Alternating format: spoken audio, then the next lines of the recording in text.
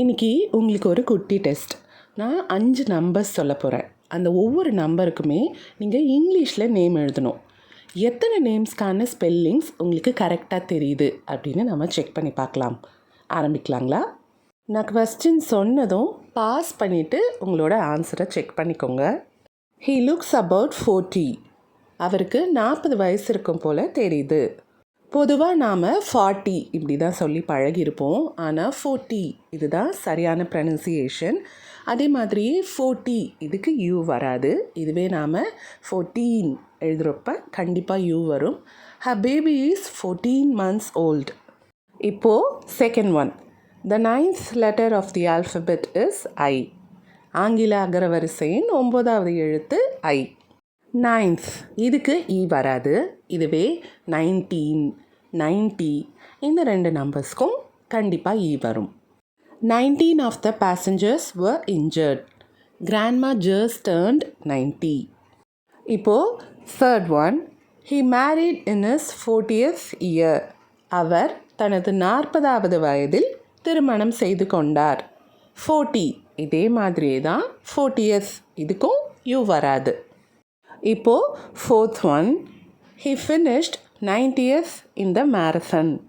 அவர் மாரத்தானில் 90வது இடத்தை பிடித்தார். நாம் 20ல் ஆரம்பித்து 20, 30, 40, 50, 60, 70, 80, 90 இந்த எல்லா கார்டினல் நம்பர்ஸ், அதாவது எண்ணிக்கையை குறிக்கிற நம்பர்ஸ், கவுண்ட் பண்ணுவோம்ல அந்த நம்பர்ஸ், இது எல்லாத்தையுமே நாம் ஆர்டினல் நம்பர்ஸாக மாற்றும் போது, அதாவது எத்தனாவது இடம்னு சொல்கிறேன், ஃபஸ்ட்டு செகண்ட் தேர்டுன்னு சொல்லலை, அந்த மாதிரி நம்பர்ஸாக மாற்றும் போது இந்த நம்பர்ஸோட கடைசியில் இருக்கிற ஒய்யை எடுத்துட்டு IETH அப்படின்னு ஸ்பெல்லிங் போடணும். டீச்சர். செயின்ட் ஸ்டீஃபன் ஸ்கூலில் டீச்சர் மாயா. என்ன சப்ஜெக்ட் சொல்லிக் கொடுக்குறீங்க? Maths, computer science, 10th and 12th standard. 12th standard maths ரொம்ப கஷ்டமாச்சே. என்ன படிச்சிருக்கீங்க? MSc maths, IIT Madras. நம்மளோட கடைசி நம்பர் என்னன்னு இந்நேரத்துக்கு நிறைய பேர் கண்டுபிடிச்சிருப்பீங்க. அவர் next meeting is on the 12th of April.